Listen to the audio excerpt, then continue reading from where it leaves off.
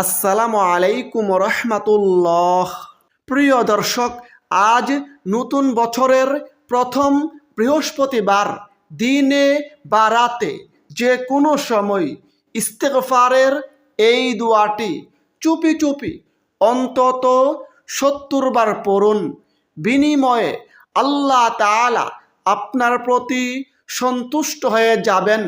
এই জীবনে চোখ দিয়ে মোবাইল, টিভি, সিনেমায় অশ্লীল গান বাজনা দেখে দেখে যত গুনাহ করেছেন, এই কান দিয়ে অশ্লীল কথাবার্তা, অশ্লীল গান বাজনা শ্রবণ করে যত প্রকারের গুনাহ করেছেন, এই জবান দিয়ে অশ্লীল কথাবার্তা গালমন্দ করে গীবত শেকায়েত করে যত প্রকারের গুনাহ করেছেন, এই হাতের মাধ্যমে যত ধরনের গুনাহ করেছেন, এই অন্তরের মাধ্যমে খারাপ চিন্তা করে অশ্লীল চিন্তা ভাবনা করে যত প্রকারের গুনাহ করেছেন, মোট কথা এই জীবন যৌবনের ছোট বড় জানা অজানা সকল প্রকারের গুনাহ আল্লাহ তাআলা মাফ করে দিবেন। যদি আপনি এই দুয়ার আমল করেন, 10 লক্ষ নেকি লেখা হবে এবং 10 লক্ষ গুনাহ মাফ হবে। আল্লাহ তাআলা আপনার দুশ্চিন্তা পেরেশানি দূর করে দিবেন। আপনার বিপদ মুসিবত দূর হয়ে যাবে। আল্লাহ তাআলা আপনাকে গায়েবীভাবে বৃষ্টির ফোঁটার মতো রিজিক দান করবেন। যদি আপনি এই দুয়ার আমল করেন, আল্লাহ তাআলা আপনাকে গায়েবীভাবে সাহায্য করবেন। আপনার ঋণ মুক্তির ব্যবস্থা করে দিবেন। আপনার মনের সকল নেক আশা পূরণ হবে, সকল দোয়া কবুল হবে ইনশাআল্লাহ। প্রিয় দর্শক, আজকের এই ভিডিওতে ইস্তেগফারের দোয়া সহ আরও কয়েকটি গুরুত্বপূর্ণ দোয়ার আমল ও ফজিলত সম্পর্কে আলোচনা করব। সুতরাং গুরুত্বপূর্ণ এই ভিডিওটি না টেনে আমলের নিয়তে সম্পূর্ণ শুনুন এবং উপকারী মনে হলে প্রিয়জনের কাছে বেশি পরিমাণে শেয়ার করুন। আর আপনি যদি আমাদের চ্যানেলের নতুন দর্শক হয়ে থাকেন, তাহলে চ্যানেলটি সাবস্ক্রাইব করে পাশের বেল আইকনটি অল নোটিফিকেশন করে রাখুন। প্রিয় দর্শক, আপনি আমলগুলো সপ্তাহের যে কোনো দিন যে কোনো সময় করতে পারেন, তবে বিশেষ দিনে এবং বিশেষ সময়ে আমল করলে সেই আমলটি কবুল হওয়ার সম্ভাবনা বেশি থাকে। তেমনি গুরুত্বপূর্ণ একটি দিন হলো এই বৃহস্পতিবার দিন, কারণ এই বৃহস্পতিবার দিনে আল্লাহ তাআলার রহমতের দরজা খোলা থাকেন। এই বৃহস্পতিবার দিনে আল্লাহ তাআলা অসংখ্য বান্দাকে ক্ষমা করে থাকেন এবং এই বৃহস্পতিবার দিনে আল্লাহ তাআলার কাছে সকল বান্দা বান্দির আমল নামা উপস্থাপন করা হয়। এ প্রসঙ্গে হাদিসে রয়েছে, হযরত আবু হুরায়রা রাদিয়াল্লাহু আনহু বলেন, আল্লাহর রাসূল সাল্লাল্লাহু আলাইহি সাল্লাম বলেছেন, প্রতি বৃহস্পতিবার ও সোমবার আল্লাহ তাআলার কাছে সকল বান্দা বান্দির আমল নামা পেশ করা হয়। তখন আল্লাহ তাআলা তার মুমিন বান্দাদের ক্ষমা করে দেন, কিন্তু যে দুই ব্যক্তির পারস্পরিক হিংসা বিদ্বেষ রয়েছে তাদেরকে ক্ষমা করা হয় না। এ প্রসঙ্গে হাদিসটি বর্ণিত হয়েছে মুসলিম শরীফে, হাদিস নম্বর 2565, তিরমিজি শরীফ হাদিস নম্বর 747। প্রিয় দর্শক, তাছাড়া এই বৃহস্পতিবার দিনে আল্লাহ তাআলা জান্নাতের দরজাসমূহ খুলে দেন। এ প্রসঙ্গে হাদিসে রয়েছে, আল্লাহর রাসূল সাল্লাল্লাহু আলাইহি সাল্লাম বলেছেন, প্রতি বৃহস্পতিবার ও সোমবার জান্নাতের দরজাসমূহ খুলে দেওয়া হয়। এরপর এমন সব বান্দাকে ক্ষমা করে দেওয়া হয় যারা আল্লাহর সঙ্গে অংশীদার স্থাপন করে না। সুবহানাল্লাহ।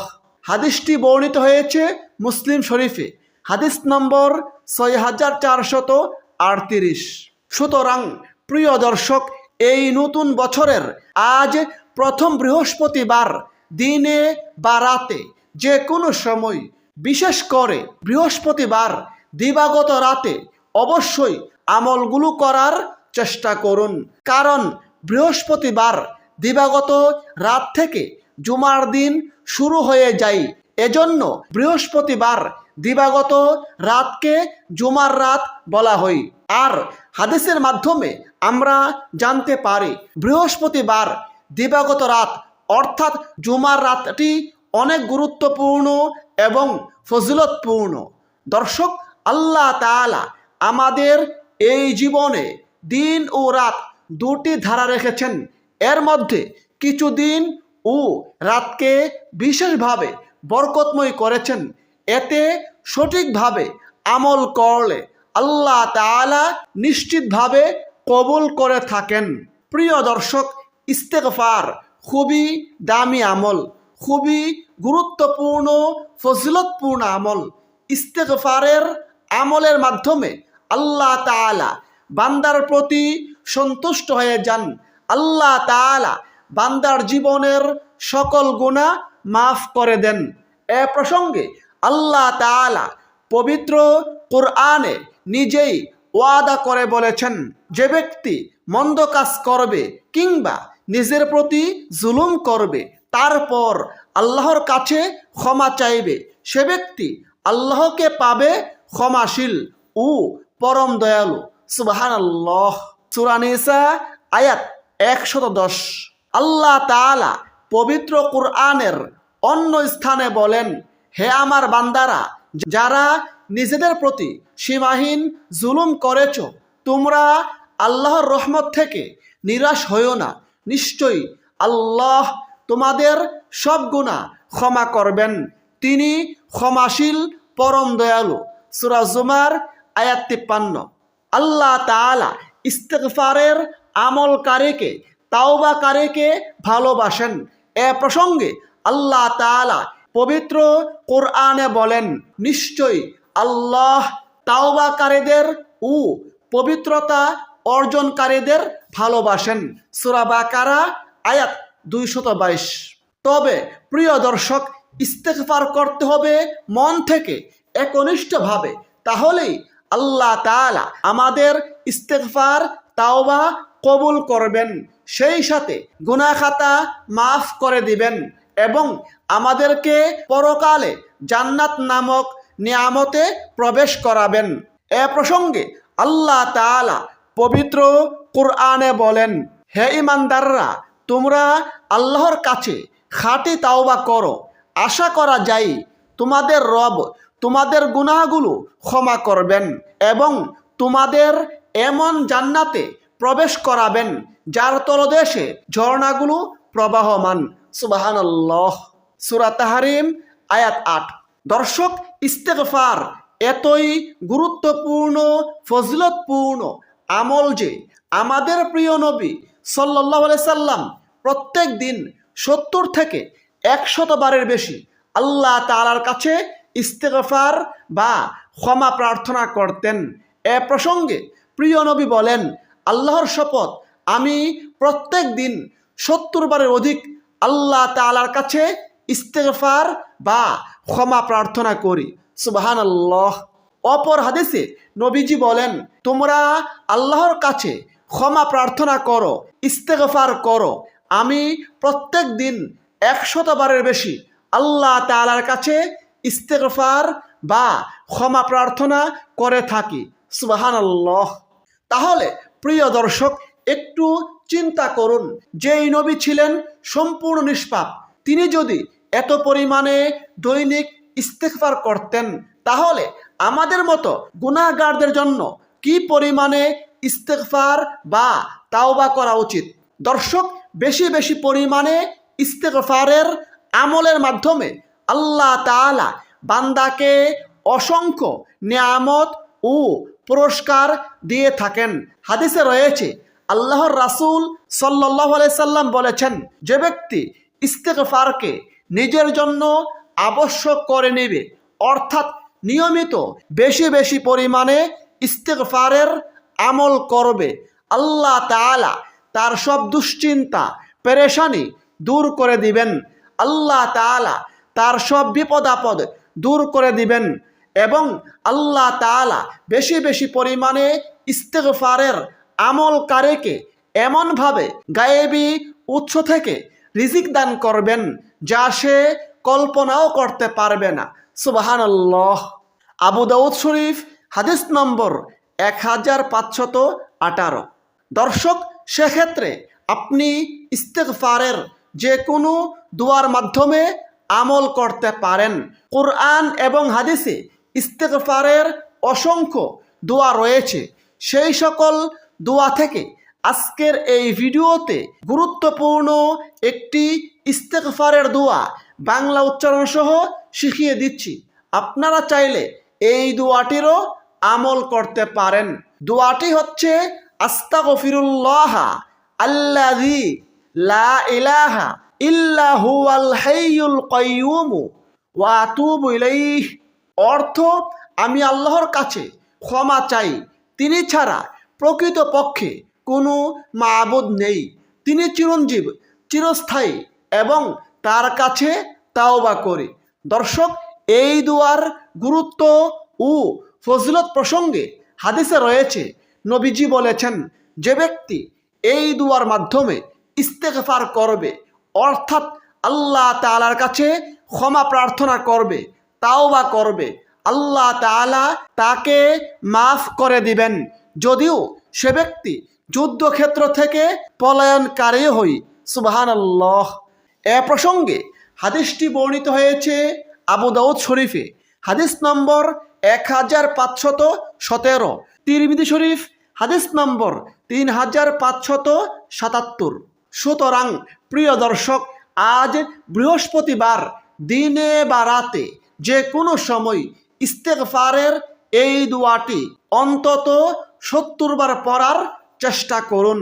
প্রিয় দর্শক, এই ভিডিওতে খুবই গুরুত্বপূর্ণ ফজিলতপূর্ণ একটি দোয়া শিখিয়ে দিচ্ছি, যেই দোয়াটি মাত্র একবার পড়লে আমল নামাই 10 লক্ষ নেকি লাভ হই এবং 10 লক্ষ গুনাহ মাফ হয়ে যায়। সুবহানাল্লাহ। দোয়াটি হচ্ছে লা ইলাহা ইল্লাল্লাহু ওয়াহদাহু লা শারীকা লাহু লাহুল মুলকু ওয়া লাহুল হামদু ইউহয়ী ওয়া ইউমীতু ওয়া হুয়া হাইয়্যুন লা ইয়ামুতু বিয়াদিহিল খায়র ওয়া হুয়া আলা কুল্লি শাইইন কাদির। এই দুয়ার গুরুত্ব ও ফজিলত প্রসঙ্গে হাদিসে রয়েছে, যে ব্যক্তি বাজার দিয়ে যাওয়ার সময় কিংবা বাজারে গিয়ে এই দোয়াটি পড়বে তার আমল নামাই 10 লক্ষ নেকি লেখা হবে এবং 10 লক্ষ গুনাহ মাফ হবে। সুবহানাল্লাহ। প্রিয় দর্শক, আমরা প্রত্যেক দিন কোনো না কোনো কারণে বাজারে গিয়ে থাকি।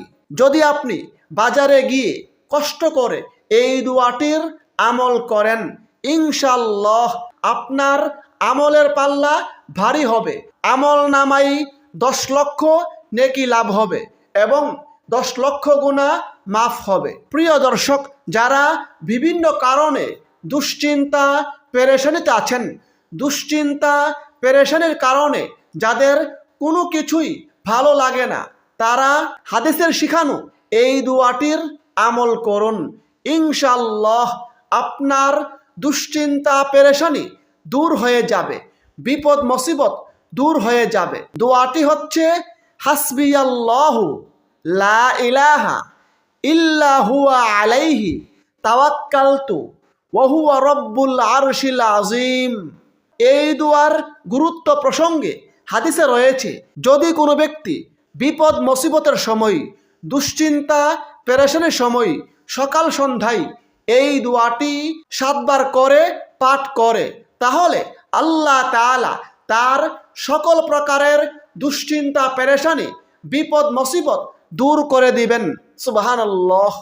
প্রিয় দর্শক, যারা খুবই ঋণগ্রস্ত, ঋণে জর্জরিত, ঋণের কারণে দিশেহারা হয়ে পড়েছেন, ঋণের কারণে যাদের কোনো কিছুই ভালো লাগে না, তারা এই দোয়াটির আমল করুন।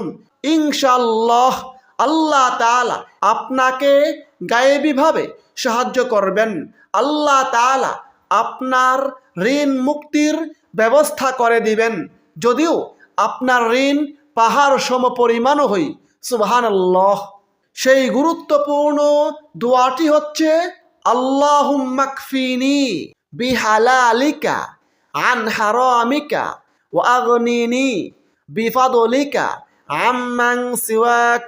প্রিয় দর্শক, আজকের সর্বশেষ দোয়া হচ্ছে ইসমে আজমের দোয়া, যেই দোয়ার আমল করলে মনের আশা পূরণ হই, সকল দোয়া কবুল হই।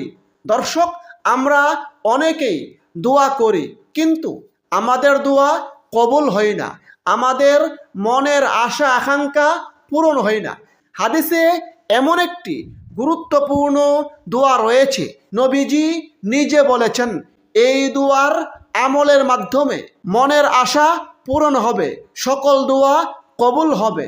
সেই গুরুত্বপূর্ণ দোয়াটি হচ্ছে আল্লাহুম্মা ইন্নী আসআলুকা বিআন্না লাকাল হামদু লা ইলাহা ইল্লা আনতাল মান্নানু বাদিউস সামাওয়াতি ওয়াল আরদি ইয়া যাল জালালি ওয়াল ইকরাম ইয়া হাইয়্যু ইয়া কাইয়্যুম।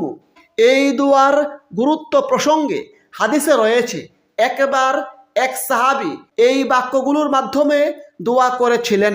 তখন নবীজি বলেছিলেন, এই ব্যক্তি ইসমে আজমের মাধ্যমে দোয়া করেছে, যার মাধ্যমে দোয়া করলে আল্লাহ তাআলা দোয়া কবুল করেন, যার মাধ্যমে আল্লাহ তাআলার কাছে কোনো কিছু প্রার্থনা করলে আল্লাহ তাআলা তা দিয়ে থাকেন। অর্থাৎ এই দোয়ার আমলের মাধ্যমে আল্লাহ তাআলা আমলকারীর মনের সকল নেক আশা পূরণ করেন। সুবহানাল্লাহ। এ প্রসঙ্গে হাদিসটি বর্ণিত হয়েছে তিরমিজি শরীফে, হাদিস নম্বর 3475, আবু দাউদ শরীফ হাদিস নম্বর 1495। প্রিয় দর্শক, এখন আসুন ইস্তেগফারের দোয়াটি কিভাবে পড়বেন এবং কিভাবে এই দোয়াগুলো পড়ে আল্লাহ তাআলার কাছে প্রার্থনা করবেন সে সম্পর্কে আবারও সংক্ষেপে বলে দিচ্ছি।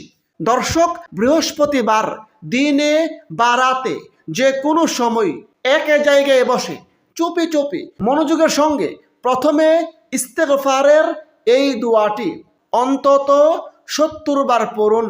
আস্তাগফিরুল্লাহ আল্লাযী লা ইলাহা ইল্লা হুয়াল হাইয়ুল কাইয়্যুম ওয়া আতুবু ইলাইহি। তারপর দুশ্চিন্তা পেরেশানি থেকে মুক্তি লাভের এই দোয়াটি অন্তত 7 বার পড়ুন। হাসবি আল্লাহু লা ইলাহা ইল্লা হুয়া আলাইহি তাওয়াক্কালতু ওয়া হুয়া রব্বুল আরশিল আযীম। তারপর ঋণ থেকে মুক্তি লাভের এবং গায়েবী সাহায্য লাভের এই দোয়াটি অন্তত 3 বার পড়ুন। আল্লাহুম্মা কফিনি বিহালালিকা আন হারামিকা ওয়া আগনিনি বিফাদলিকা আম্মান সিওয়াক। তারপর ইসমে আজমের এই দোয়াটি অন্তত 1 বার পড়ুন। আল্লাহুম্মা ইন্নী আসআলুকা বিআন্না লাকাল হামদু লা ইলাহা ইল্লা আনতাল মান্নানু বাদিউস সামাওয়াতি ওয়াল আরদি ইয়া যাল জালালি ওয়াল ইকরাম ইয়া হাইয়্যু ইয়া কাইয়্যুম। তারপর কমপক্ষে 3 বার রাসূলের প্রতি দুরূদ পাঠ করুন। সেক্ষেত্রে আপনি যে কোনো দুরূদ শরীফ পড়তে পারেন। আপনি চাইলে দুরূদে ইব্রাহিম পড়তে পারেন, যেটি আমরা নামাজে পড়ে থাকি, অথবা আপনি চাইলে ছোট্ট এই দুরূদ শরীফটি পড়তে পারেন। আল্লাহুম্মা সাল্লি ওয়া সাল্লিম আলা নাবিয়িনা মুহাম্মদ। তারপর সর্বশেষে 2 হাত তুলে বিনয়ের সঙ্গে কেঁদে কেঁদে এই জীবনের সকল গুনাহের কথা স্বীকার করে আল্লাহ তাআলার কাছে ক্ষমা প্রার্থনা করুন। ইনশাআল্লাহ আল্লাহ তাআলা এই জীবন যৌবনের সকল প্রকারের গুনাহ মাফ করে দিবেন। সেই সাথে আল্লাহ তাআলার কাছে সকল প্রয়োজন তুলে ধরুন। আল্লাহ তাআলা আপনার সকল প্রয়োজন পূরণ করে দিবেন। আল্লাহ তাআলা আপনাকে গায়েবীভাবে সাহায্য করবেন। আল্লাহ তাআলার কাছে রিজিক লাভের দোয়া করুন। আল্লাহ তাআলা বৃষ্টির ফুটার মতো গায়েবী রিজিক দান করবেন। এভাবে আল্লাহ তাআলার কাছে কেঁদে কেঁদে ভিক্ষুকের মতো সকল প্রকারের দোয়া করুন। ইনশাআল্লাহ আল্লাহ তাআলা আপনার দোয়া কবুল করবেন, আপনার মনের সকল নেক আশা পূরণ করবেন। আল্লাহ তাআলা আমাদের সকলকে আমলগুলো করার তৌফিক দান করুন। আমিন। আসসালামু আলাইকুম ওয়া রাহমাতুল্লাহ।